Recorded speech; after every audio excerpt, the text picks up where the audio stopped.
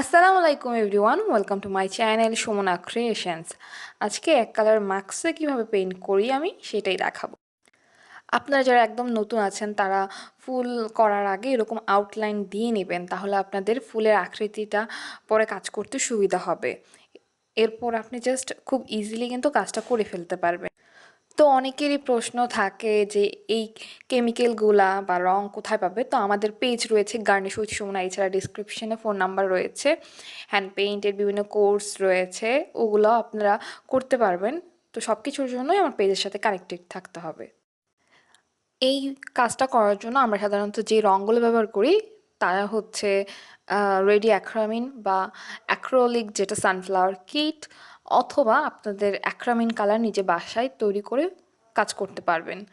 তো এই মাস্ক ডিজাইনের জন্য আপনাদের সাধারণত দেখা যায় ছোট ছোট ফুল বা আপনার পছন্দ মতো ডিজাইনগুলো খুব ছোট ছোট হয়, তার জন্য আপনাদের নতুন যারা তারা কাজ করতে খুব সুবিধা হয়। যারা সেলার আছে তাদেরও সুবিধা হয়, কারণ ছোট ছোট কাজ থাকে।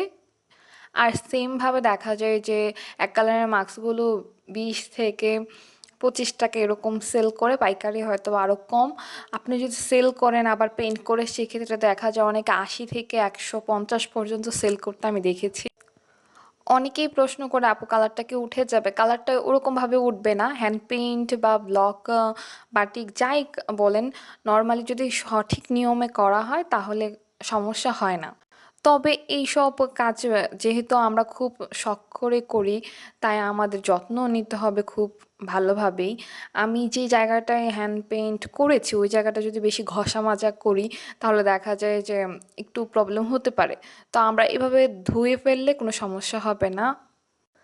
তারপর দেখা যায় আমরা যদি হ্যান্ড পেইন্ট করে ফেলি মাস্কটা, পরের দিন যদি আমরা ধুয়ে ফেলি সেক্ষেত্রে রং এদিক সেদিক হওয়ার সম্ভাবনা থাকে। এর জন্য আমি সবসময় বলি যে হ্যান্ড পেইন্ট করা হয়ে গেলে সেক্ষেত্রে আপনাদের একটু ওয়েট করতে হবে।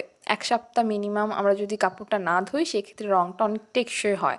এছাড়া আয়রন করতে পারেন। এখানে মাস্কে আয়রন করা এত গুরুত্বপূর্ণ না, কিন্তু আপনারা যখন অন্যান্য কাপড়ে কাজ করেন তখন আয়রন করাটা অনেক বেশি গুরুত্বপূর্ণ। আপনারা যারা আজকে প্রথম আমার চ্যানেলে এসেছেন, সাবস্ক্রাইব করেননি, অবশ্যই চ্যানেলটাকে সাবস্ক্রাইব করে ফেলবেন। লেটেস্ট সব আপডেট পাওয়ার জন্য এরকমই নানান ধরনের ভিডিও আমি আপলোড করে থাকি। এখানে কাজটা শেষ হলেও আমার মনে হয়েছে যে আমি এখানে একটু স্টোন দিয়ে দেখি কীরকম লাগে। তো এখানে আমি স্টোন দিয়ে দিব।